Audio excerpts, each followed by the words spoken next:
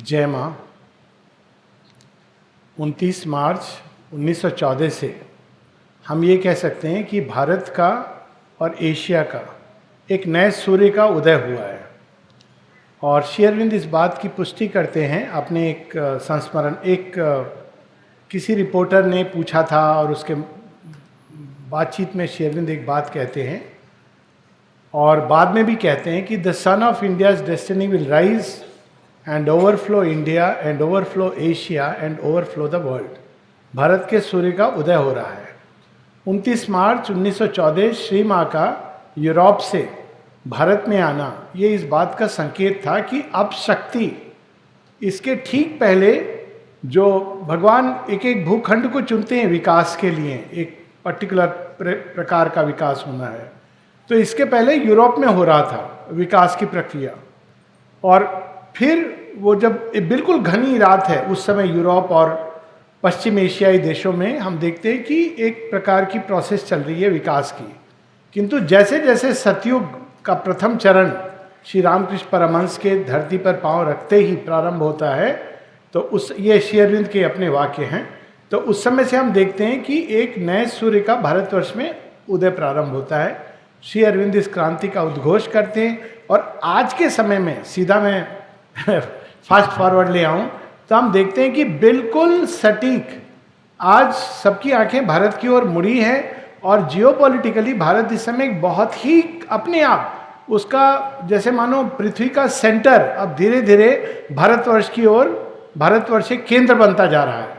ना केवल मिलिट्री और इकोनॉमिक शक्ति का, वो तो उतनी इंपॉर्टेंट नहीं है, उनकी अपनी जगह है, किंतु सबसे अधिक एक आध्यात्मिक शक्ति का जिससे वो सारी दुनिया को प्रकाश दिखा सके। लेकिन हमको पहले अपने ही पास्ट में जाके समझना है कि वो कौन सा सूरज था हमारे अंदर जो खो गया था, जिसके आधार पर हमने इतनी सुंदर भव्य सभ्यता खड़ी की थी। और ये पुस्तक फाउंडेशंस ऑफ इंडियन कल्चर उसी का परिणाम है कि पहले हम उसको स्मरण करें, फिर हम उसको मॉडिफाई करेंगे आज की आधुनिक आवश्यकताओं के अनुसार। और ये इसलिए आवश्यक है क्योंकि एक समय था जब सनातन धर्म ही एकमात्र धर्म था, जीवन की शैली थी।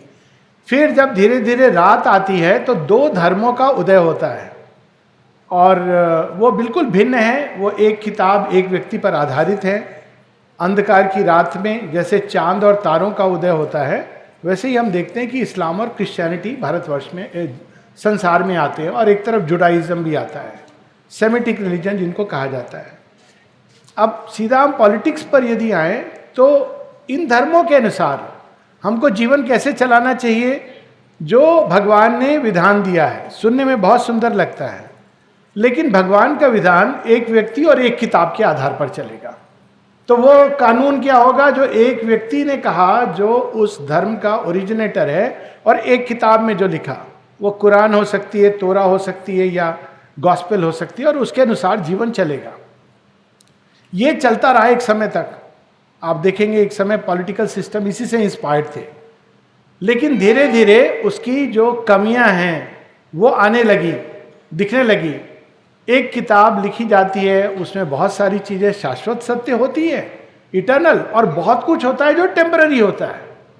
तो टेम्पररी चीज़ों को जब मनुष्य मुख्य बना देता है और जो शाश्वत सत्य है उनको पीछे धकेल देता है, तो उसी को हमारे शास्त्रों में कहा गया है धर्म से ग्लानि। तो उस समय एक प्रकार की ग्लानि होती है और सारा जो कुछ उसके आधार पर चलता था उसको युग पुरुष तोड़ देते हैं। तो उसके बाद ये जो तोड़ने की प्रक्रिया शुरू हुई, तो हम देखते हैं कि मॉडर्न पॉलिटिकल सिस्टम आए। मैं सीधा पॉलिटिकल सिस्टम की बात कर रहा हूँ क्योंकि जहाँ तक कल्चर, संगीत, कला इत्यादि का क्षेत्र है, इसमें कोई दो राय नहीं है कि भारतवर्ष इज अल्टीमेट। लेकिन पॉलिटिक्स के जब बात होती है तो हम कहते हैं नहीं, मॉडर्न सिस्टम। मॉडर्न सिस्टम से क्या मतलब है? European system. सो वहाँ से कौन सी धाराएं निकली राजनीति की? एक निकली कम्युनिज्म, मार्क्सिस्ट सोशलिज्म, कम्युनिज्म और सोशलिज्म इत्यादि। उस धारा में अगेन सुनने में बहुत सुंदर लगता है कि सब लोग एक समान हैं, सब समान होने चाहिए, लेकिन ये समानता स्वतंत्रता के को हटा करके होती है। सब समान हैं, सब एक जैसे होने चाहिए, एक जैसी विचारधारा होनी चाहिए, सबकी सोच एक जैसी होनी चाहिए, हम बराबर बांट के खाएंगे, लेकिन जो हमारी विचारधारा में विश्वास करता है सबको मेरी ही विचारधारा के अनुरूप चलना चाहिए। तो इसलिए ये विचारधारा भी बहुत दिनों तक नहीं चल सकती है, क्योंकि संसार विविधता के एकता में अनेकता और एकता में विविधता, विविधता में एकता, यूनिटी इन डाइवर्सिटी, इसके आधार पर बना है। तो ये सृष्टि के ओरिजिनल प्लान के अनुसार नहीं है। तो हालांकि ये विचारधारा कुछ समय चली, बहुत ज़्यादा तो नहीं चली, लेकिन धीरे धीरे ये भी अब देख रहे हैं हम लोग कि पीछे की ओर जा रही है। अगर कम्युनिज्म का कोई ट्रेस बचा भी है तो वो केवल नाम के लिए बचा है। परंतु एक विचारधारा आई जो बड़ी अपील करती है मानव रीजन को, और वह है डेमोक्रेसी। डेमोक्रेसी मतलब मनुष्य ही भगवान है, और जो मनुष्य का प्रबुद्ध मन ये मिलकर के चुनेगा विल ऑफ द कलेक्टिव, उसको हमको भगवान की विल मान के चलना चाहिए। जो नर चुनेगा वो नारायण का भी चुनाव है। अब देखिए बड़ी अजीब सी विचारधारा हम लोगों को लगेगी, लेकिन इसके पीछे एक आंशिक सत्य है, क्योंकि नारायण नर के रूप में प्रकट होते हैं, तो जैसे जैसे नर का विकास होगा वैसे वैसे भगवान के सामूहिक संकल्प का भी विकास होगा। लेकिन इसमें एक बहुत बड़ी कमी रह गई। कमी क्या रह गई? अगर हम देखते हैं कि डेमोक्रेसी के 4 स्तंभ, हम सब ने इसके बारे में सुना होगा, 4 पिलर्स ऑफ डेमोक्रेसी। तो उसमें क्या आता है? एक लेजिस्लेटर, न्यायपालिका, फिर एक आता है कॉन्स्टिट्यूशन, वो जो आपने बनाया है, आपने मिल करके कॉन्स्टिट्यूशन की रचना की है। फिर एक आता है जो मीडिया है, वो एक मीडिया का स्वतंत्र होना, फ्रीडम ऑफ स्पीच इत्यादि आ जाती हैं। और इसमें एक चौथा स्तंभ भी आता है। ये चारों मिलकर के बनते हैं कि ये मेंटेन करेंगे डेमोक्रेसी को। इसमें मिसिंग एलिमेंट क्या है? जो सबसे इंपॉर्टेंट है वो है एजुकेशन। मनुष्य का अगर विकास नहीं होगा तो डेमोक्रेसी भी स्टैटिक हो जाएगी। और इसी बात का एक्सप्लॉयटेशन डेमोक्रेसी में शुरू हो गया। आप देखेंगे भारतवर्ष में पार्टिकुलरली एजुकेशन पे बहुत कम ध्यान दिया गया। सब जगह एजुकेशन एज ह्यूमन डेवलपमेंट, इस पर ध्यान नहीं दिया गया। Education as means for livelihood, हम काम करें, धन कमाएं, इस पर ध्यान दिया गया। और उसके आगे और एक कल्चर आ गया, पैसे दे करके अनएजुकेटेड रखो मासेस को, पढ़ाओ नहीं, क्योंकि अगर वो पढ़ेंगे, एजुकेटेड हो जाएंगे, सोच समझ के वोट करेंगे। तो ये डेमोक्रेसी की ये इनबिल्ट फॉल्ट लाइन है, क्योंकि अगर मनुष्य विकसित नहीं होगा तो डेमोक्रेसी कोलैप्स करेगी। और वही चीज़ हम आज देख रहे हैं। डेमोक्रेसी का समय लगभग समाप्त हो गया, लगभग नहीं समाप्त हो गया है। ऑकल्ट वर्ल्ड में ये खत्म हो गई है। माता जी ने इसकी बात कही है, बड़ा सुंदर एक विजन डिस्क्राइब किया है कि श्री अरविंद एक बॉल से खेल रहे हैं, और वो खेलते खेलते माँ के पास लाते हैं वो बॉल, कहते ये बहुत पुरानी हो गई है, इसको बदलने का समय आ गया है। तो माता जी देखती हैं बॉल को और हंसती हैं, कहती हैं इट इज़ डेमोक्रेसी, इसको बदलने का समय आ गया है। अब ये बात होती है कि अगर डेमोक्रेसी नहीं तो क्या आना चाहिए? इससे अगर हम अपने पुराने भारतवर्ष में जाएं, वैसे नहीं जैसे ब्रिटिशर्स ने डिफाइन किया, क्योंकि वो तो हमारी सभ्यता को नहीं जानते, किंतु जैसे हम लोगों ने जीवन जिया है, जो हमारे रामायण महाभारत जिससे अनुप्राणित है, तब हम देखते हैं कि भारतवर्ष ने ये दोनों गलतियों को कितने सुंदर ढंग से करेक्ट किया था। डेमोक्रेसी की समस्या है मनुष्य सर्वप्रधान है और मनुष्य सीमित है, और रिलीजियस डॉगमा, उसकी समस्या यह है कि वो एक रिलीजन को सब कुछ बना देती है। तो ये दूसरी सीमा है।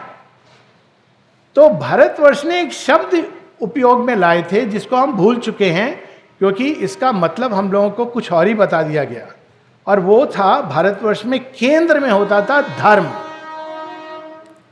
ना एक रिलीजियस हेड, चाहे वो फाउंडर ऑफ रिलीजन क्यों ना हो, ना मनुष्य, न राजा, न प्रजा, केंद्र में क्या है? धर्म। और धर्म की वह व्याख्या नहीं थी जो मॉडर्न यूरोपियन इंटेलेक्चुअल्स ने हम लोगों के लिए कर दी। धर्म इक्वल टू रिलीजन। धर्म इज नॉट रिलीजन। धर्म भगवान का इस संसार में उत्तरोत्तर प्रकटन है। धर्म इस सृष्टि का आधार है, और सृष्टि की गति भी वास्तव में धर्म क्या है? हम लोग ये कह सकते हैं एक प्रकार से it is the will of God. लेकिन ये विल ऑफ गॉड एक पुस्तक या एक व्यक्ति कितना भी बड़ा क्यों ना हो, उसमें नहीं एग्जॉस्ट होती है।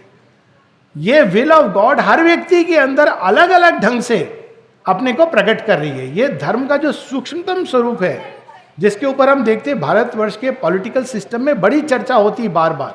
फॉर एग्जाम्पल, जब द्रौपदी का विवाह होता है 5 पतियों के साथ, 5 हस्बैंड है, तो डिबेट होता है। जब वो आती है वापस तो डिस्कशन होता है। डिस्कशन क्या होता है कि हम द्रौपदी को स्वीकार भी कर सकते हैं कि नहीं, और उसका पर्पस क्या है, पांडवों को डिस्क्रेडिट कर देना कि आपकी वाइफ तो साम्राज्ञी नहीं बन सकती, तो आप राजा कैसे बन सकते हो, लॉजिकल देखिए। तो सब जो वहां पर हैं अपने अपने ढंग से व्याख्या करते हैं। अब देखिए, ऐसा नहीं है रूल क्या होता है, यू कैन मैरी और you can not marry, as simple as that. तो ये रूल नहीं डिस्कशन हो रहा है, धर्म के अनुसार ये उचित है कि नहीं है। यहां तर्क की भी बात नहीं हो रही है, तर्क तो बहुत तरह से उलझा देगा, इट्स माई फ्रीडम, फिनिश्ड। यहां तर्क की बात नहीं हो रही है। उस राज्यसभा का आप पढ़ेंगे तो बड़ा आनंद आएगा। तो अंत में लोग कहते हैं द्रौपदी से कि तुम अपने विचार प्रस्तुत करो, तुम्हारा क्या कहना है इसके बारे में। तो द्रौपदी बड़ी सुंदर बात कहती है, धर्मो रक्षति धर्मः, मैं धर्म की रक्षा कर रही हूं और धर्म मेरी रक्षा करेगा। अब वो धर्म क्या है? अब आज के समय में जब हम माता जी की वाणी पढ़ते हैं तब हमको समझ आता है कि माता जी किसकी बात कर रही हैं। ये धर्म कोई एक लिमिटेड डॉगमा नहीं है। और माँ बार बार कहती हैं, मेरी टीचिंग्स को भी, श्री अरविंद की टीचिंग्स को भी एक फिक्स्ड रिलीजन मत बना दो। धर्म का उच्चतम स्वरूप क्या है, ये भी हमारे सनातन धर्म में इसकी व्याख्या हुई है। सतयुग में कौन सा पॉलिटिकल सिस्टम लागू होता है? No system. अद्भुत बात है। क्यों? क्योंकि सतयुग में भगवान विष्णु हर व्यक्ति के हृदय में प्रकट होते हैं। हर व्यक्ति धर्म से पोषित है, स्पॉन्टेनियसली, इंट्यूटिवली। उसको कोई बाहर से नहीं बता रहा है ऐसा करना चाहिए, ऐसा नहीं करना चाहिए, करोगे तो दंड मिलेगा, ये काम करोगे और ये काम करोगे तो पुरस्कार मिलेगा। देखा जाए तो ये कितनी एक सीमित मानसिकता है। दंड के डर से अगर हम कुछ नहीं करते हैं तो वह ज्यादा इवॉल्व स्टेट है कि जब हम स्वयं ही अपने अंदर से महसूस करते हैं कि हमको ये नहीं करना चाहिए। उत्तर स्पष्ट है। जो दंड के डर से कुछ नहीं कर रहा है, कर्म की थ्योरी में भी आ गया, दंड मिलेगा, पुरस्कार मिलेगा, ये एक बड़ी निम्न मानसिकता है। सतयुग में भगवान विष्णु व्यक्ति के हृदय हृदय में व्याप्त होते हैं। राजा पूछते हैं, राजा है लेकिन उसका कोई ऐसे नहीं गवर्न कर रहा है, राजा है, देखभाल कर रहा है। तो राजा पूछते हैं कि अब तो प्रलय आ रही है, तो मैं सब तो खत्म हो गया, मैं कैसे व्यक्तियों को बताऊंगा क्या करना है क्या नहीं करना है। तो वो भगवान विष्णु कहते हैं कि मैं अब हर एक व्यक्ति के हृदय में प्रकट होऊंगा यज्ञ रूप में। बड़ी अद्भुत वो स्टोरी है। श्री अरविंद ने इस प्रलय के बाद जो एसेंशियल टीचिंग है, उनका एक काव्य है ऋषि, कि क्या आवश्यक है मनुष्य को जानने के लिए, कौन सा स्क्रिप्चर, क्या करना है क्या नहीं करना है। बड़ी पावरफुल लाइन्स है। I would wish some time we should read it. प्रलय के बाद का दृश्य है। तो सतयुग में न राजा न प्रजा, हर व्यक्ति के अंदर धर्म प्रकट हो रहा है। हर व्यक्ति स्पॉन्टेनियसली, इंट्यूटिवली ये जानता है कि उसको क्या करना चाहिए। कोई उसको बाहर से बताने के लिए आवश्यक नहीं है। ये एक आदर्श समाज की एक कल्पना है हमारे यहाँ, जिसको श्री अरविंद कहते हैं डिवाइन एनार्की। ये कहते हैं कि समाज का अंतिम चरण है विकास का। कोई आपको बाहर से नहीं बताएगा, आपको स्वयं अंदर में भगवान ही, इंट्यूटिव एज ऑफ मैनकाइंड। और आप देखेंगे कि ये एकदम पुराने सतयुग में, ऋषियों के काल में, उससे भी पहले अपने आप अंदर से हर व्यक्ति धर्म के अनुसार चल रहा है। कोई उसको शिक्षा नहीं दे रहा है बाहर से, लेकिन उसके अंदर प्रकट है। उसके बाद जब त्रेता आता है, त्रेता में राजा प्रधान होता है। तो राजा धर्म को धारण करेगा, और क्योंकि वो धर्म को धारण करेगा प्रजा में वो स्पॉन्टेनियसली आएगा। इसलिए राजा राम और राम राज्य की बात होती है। त्रेता युग में जो राजा भगवान की शक्ति और उस धर्म को धारण करेगा, लेकिन वो धर्म एक फिक्स्ड नियम नहीं है। इसलिए राजा राम के कर्मों को हम समझ नहीं पाते कि कोई नियम बताइए, आपने बाली को मार दिया, सुग्रीव को बचा लिया, ये कौन सा नियम है? तो राजा राम फिर रामचंद्र जी इसकी व्याख्या करते हैं कि बाली तू पूरे जीवन अधर्म से जिया है, इसलिए तुझे धर्म का ज्ञान नहीं है। तो वो एक अलग प्रकार से राजा धर्म को एम्बॉडी करता था। फिर आता है द्वापर। द्वापर में धर्म को नियम कानून में बांध दिया जाता है, ऐसा करो वैसा करो इत्यादि इत्यादि। कलयुग में इसका पूरा विनाश हो जाता है, ताकि फिर से एक बार भगवान हर किसी के हृदय में प्रकट हो। तो जो मूल चीज भारतीय राजनीति में रही है और हर चीज में रही है वो है धर्म। और धर्म राजा से भी ऊपर था। धर्म एक किताब में लिखी हुई बात नहीं थी, क्योंकि किताब में लिखी हुई बात को अलग अलग ढंग से समझा जा सकता है, उस पर डिस्कशन होता था। यह नहीं था कि भाई किताब में ऐसे लिखा है, इस वर्ड को ऐसे पकड़ के हमको चलना है। उसके ऊपर वहां पे ऋषि डिस्कस करते थे कि ये जो है इसका आधार क्या है, हमको क्या करना चाहिए इस अवस्था में, कैसे। जैसे रामायण में कहानी आती है शंभुक वध, तो शंभुक वध को जस्टिफाई करना, कई लोग इस चीज को नहीं समझ पाते हैं कि ये क्यों किया श्री राम ने। लेकिन जब हम उसके गहराई में जाते हैं तो देखते हैं कि वो धर्म है, धर्म की जो सूक्ष्म अंडरस्टैंडिंग है। और वो सूक्ष्म अंडरस्टैंडिंग है कि कोई भी एक व्यक्ति या एक ग्रुप बाकी सबको इग्नोर करके आगे नहीं बढ़ सकता है। हमारे यहाँ सोशलिज्म का बेसिस भी धर्म था, और जो इंडियन सोशलिज्म थी वह केवल एक मनुष्यों की समानता पे नहीं थी। इंडियन सोशलिज्म में जीव जंतु सब थे, जिसमें सर्वभूत हिते रता, केवल सर्वमत संभाव या सर्व मनुष्य संभाव ये नहीं है। क्योंकि मान लीजिए अगर सारे मनुष्य एक हो गए और अब कोई लड़ने के लिए नहीं है, तो उन्होंने कहा अब हम मार्स पर चढ़ाई करेंगे, दूसरी सभ्यता को नष्ट करेंगे, क्योंकि आपकी वारिंग इंस्टिंक्ट तो है ही है ना। तो यहां पर यह था कि सारी सृष्टि को एक साथ लेके चलना। बहुत पहले इंडियन सोशलिज्म है ये। क्या सोशलिज्म है? गणिका जामिल व्याध गीत गजाद खलतारे गना। गणिका कौन है? एक फॉलन आउटकास्ट लेडी। अजामिल ए सिनर। कोई हमारे यहाँ जो इंडियन पॉलिटिकल सिस्टम था उसमें पनिशमेंट ऐसे नहीं होता था कि इसने ये दुष्कर्म किया है इसको ये पनिश कर दो। जब क्षमा मांगी जाती थी तो क्षमा दी जाती थी। जब कोई परिवर्तन करना चाहता था परिवर्तन का अवसर दिया जाता था। है ना हमारी सारी कहानियां। रामायण किसने लिखी है? अगर आप एक दृष्टि से देखेंगे तो जो एक चोर डकैत और हत्या करता था रत्नाकर, लेकिन रत्नाकर के अंदर एक चेंज होने का बीज आया और चेंज होकर उसने रामायण लिखी। अजामिल अधम था, गणिका आउटकास्ट थी। श्री कृष्ण भी कहते हैं श्रीमद् भगवद गीता में, कितना भी गिरा कोई क्यों ना हो, यदि भगवान का नाम ले रहा है तो उसको संत समान समझना चाहिए। तो ये एक इतना फ्लेक्सिबल सिस्टम था जिसमें विकास की एक पॉसिबिलिटी थी। केवल रिवार्ड पनिशमेंट नहीं था, विकास की संभावना। यानी प्रिजन शुड बिकम रिफॉर्मेटरी। अगर आप सच्चे सेंस में सोचें तो बहुत बहुत एक एडवांस सिस्टम था जिसमें हम पूरी सृष्टि को एक समझ के साथ लेके चलते थे। प्रदूषण इसलिए नहीं करना है कि भाई इससे कार्बन लेवल बढ़ जाएगा और उसके बाद क्या कर रहे हैं बहुत सारी कंट्रीज, हमने जितना कार्बन बढ़ाना था बढ़ा लिया, अब आप मत बढ़ाओ ताकि आपका डेवलपमेंट हम रोक दें। ये लॉजिक है। लेकिन भारतवर्ष में क्या था? क्योंकि धरती माता है, भारत एक मिट्टी का टुकड़ा नहीं है, माता है। तो माता के साथ आप कैसा व्यवहार करेंगे? माता को आप गंदा मलिन तो नहीं करेंगे, माता को आप सुंदर बनाएंगे। तो इंडियन कल्चर धर्मनिष्ठ होने के कारण इतना डेवलप हुआ। आप पर्यावरण की रक्षा कैसे करते थे? इस तरह से करते थे, सांप की भी पूजा हो रही है, अपनी जगह पर रहो, पूजा करी जाएगी।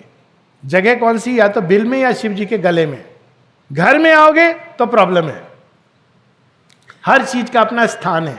समाज के अंदर भी जो फोरफोल्ड ऑर्डर था, एक जो ज्ञानी है वो शीर्ष पर होता था, इसीलिए जो मुख्य चीज जो आज मिसिंग है डेमोक्रेसी में, एजुकेशन, वो इम्पॉर्टेंट, मोस्ट इम्पॉर्टेंट थी भारत की पॉलिटी में। गुरुकुलों को सबसे अधिक महत्व दिया जाता था, आज नहीं दिया जाता है। क्यों? क्योंकि वो एक माध्यम बन गए एक जॉब करने के और पैसा कमाने के। लेकिन गुरुकुल यानी ग्रोथ होना एक एक व्यक्ति की सबसे इंपॉर्टेंट, क्योंकि अगर बच्चे का विकास होगा तो समाज में एक अच्छा नागरिक बनेगा, उसको कोई नियम कानून से बांधने की भी जरूरत नहीं है। एक डेवलप्ड बच्चा है जिसका अंतर्विवेक जाग गया है, वो स्वतः ही वो सब करेगा जो उसको करना चाहिए। सुंदर समाज जो आज मिसिंग है। तो Gurukul was so important. Seats पर ज्ञान था, उसके नीचे राजा आता था। राजा ऑर्डर लेगा, काम करेगा, लेकिन अगर ऋषि कहेगा तो राजा को अपने आप को बदलना है। तो ऋषि का वाक्य सबसे ऊपर आता था, ना कि एक राजा का, ना प्रजा का, दोनों के ऊपर ऋषि होता था। और उसके नीचे होते थे जनपद। ये भारतवर्ष में जो पेरिफेरीज थी उनको स्ट्रांग बनाया जाता था। सेंट्रल भी स्ट्रांग होना चाहिए, लेकिन जो एक रिपब्लिकन फेडरल स्ट्रक्चर था भारतवर्ष में। फेडरल स्ट्रक्चर मतलब प्रत्येक जनपद एक विलेज है, गांव है, गांव की समिति है, गांव के अनुसार उनके अपने नियम हैं।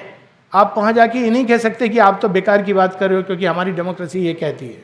नहीं, गांव की अपनी एक संस्कृति है, उसके अनुसार उनके यहाँ नियम बनते हैं और उसमें परिवर्तन लाया जा सकता है, लेकिन वो उसका विकास अपने ढंग से होगा।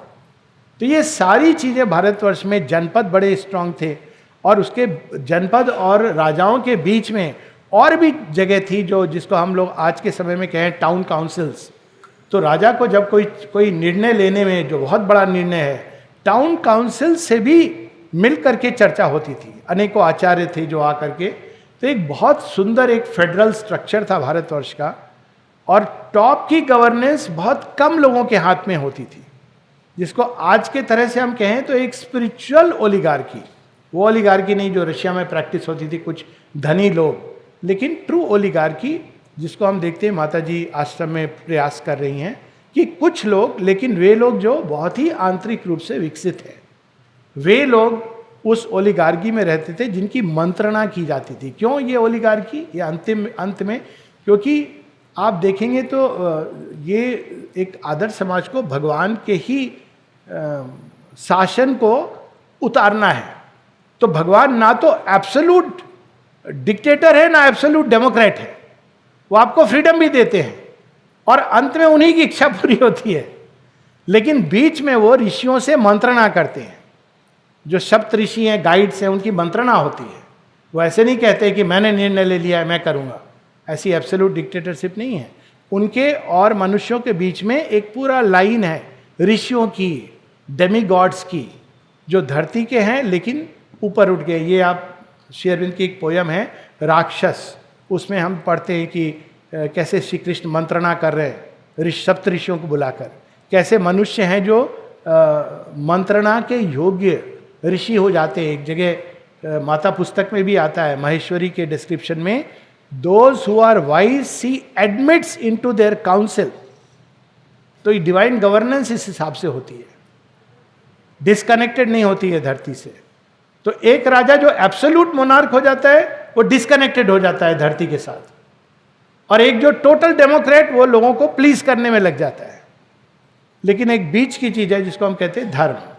तो राजा को धर्मनिष्ठ होना है और समाज का जो गोल है वो है उसका आध्यात्मिक विकास। डेमोक्रेसी में गोल नहीं है, गोल है कंफर्ट, मनी, तो वो विनाश की ओर जाएगी। समाज के गठन का गोल है जगन्नाथ की यात्रा, और जिसके 4 पहिए हैं, यूनिटी एकता, फ्रीडम स्वतंत्रता, नॉलेज ज्ञान, और चौथा पावर शक्ति।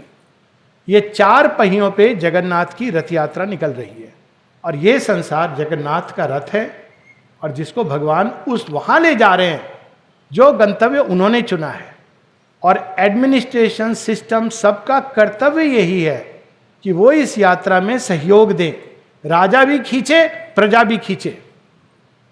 और यदि वो इसके विरुद्ध चलते हैं तो काल की गति, युग धर्म उसको विनाश कर देता है। पहले भी बहुत सारे सिस्टम आए चले गए, और भी जो मॉडर्न सिस्टम है चले जाएंगे, लेकिन सनातन धर्म की सभ्यता विलेज समिति आज तक है। अंत में ये प्रमाण 10,000 वर्ष पूर्व की सिस्टम आज भी भारतवर्ष में विलेज की समिति हैं। जो लोग गांव में रहे हैं जानते हैं इस बात को। उनका एक ही बस फॉल्ट था, इंडिविजुअल को इंपॉर्टेंस नहीं दी जाती थी, समाज को दी जाती थी। नव युग में दोनों का सुंदर एक भेदभाव मिटेगा और समन्वय होगा। तो बहुत कुछ है इसमें कहने के लिए, बहुत सुंदर वक्तागण हैं और हम लोग सुनेंगे उनकी वाणी। किंतु मूल रूप से बस एक चीज, एक शब्द स्मरण रखना है, धर्म भारतीय संस्कृति का मूल है। राजनीति में भी धर्म, राजधर्म, प्रजा का धर्म, व्यक्ति का धर्म, ब्राह्मण का धर्म, क्षत्रिय का धर्म, जन्म से नहीं, कर्म और आंतरिक चेतना के डेवलपमेंट से, राष्ट्र का धर्म। और इस धर्म में सब कुछ आता था। इस धर्म में कॉन्क्वेस्ट भी थी। आप कॉन्कर करेंगे लेकिन विनाश नहीं करेंगे, उनको भी उठाएंगे। राम जी जब श्रीलंका पर जीत जाते हैं, लंका पर, तो वो राजा नहीं बनते, विभीषण को राजा बनाते हैं। किष्किंधा जीत जाते हैं, राजा नहीं बनते हैं, सुग्रीव को राजा बनाते हैं। और अश्वमेध यज्ञ के द्वारा ये मान्यता थी कि राष्ट्र में हम एक दूसरे को स्ट्रेंथन करेंगे। 2 मिनट और ले रहा हूँ। सनातन धर्म सभ्यता का जो अश्वमेध यज्ञ पहला यज्ञ होता है, जिनके नाम से भारत का नाम पड़ा है। एक राजा भरत है जिन्होंने 10 राजाओं को हरा दिया है। तो अब जो हार गए हैं राजा और जो जीत गया है राजा, उनके बीच संबंध कैसा होगा? तो गुरु वशिष्ठ आके कहते हैं कि यज्ञ करते हैं जिसमें सबको आमंत्रित करो। सब राजा मिलके, 10 राजा और राजा भरत एक यज्ञ करते हैं। उस यज्ञ का नाम है अश्वमेध यज्ञ। इसके विस्तार में मैं नहीं जाऊंगा, बड़ा सुंदर ये कंसेप्ट है। सब मिलके ये निर्णय करते हैं कि हम लोग एक दूसरे को मारेंगे और विनाश नहीं करेंगे, मिल करके एक दूसरे के साथ शेयर करेंगे और साथ में ग्रो करेंगे। यज्ञ का अर्थ ही यही है। सब अपना अपना अच्छा डालते हैं और उससे वो सारे समाज के साथ बराबर बराबर बांट के शेयर करते हैं। यह है वो यज्ञ जिसके आधार पर भारतीय सभ्यता खड़ी हुई थी। और आने वाले समय में ना केवल भारत बल्कि विश्व में यज्ञ का कंसेप्ट ये आने वाला है अपने ढंग से नए रूप में। जय माँ भारती।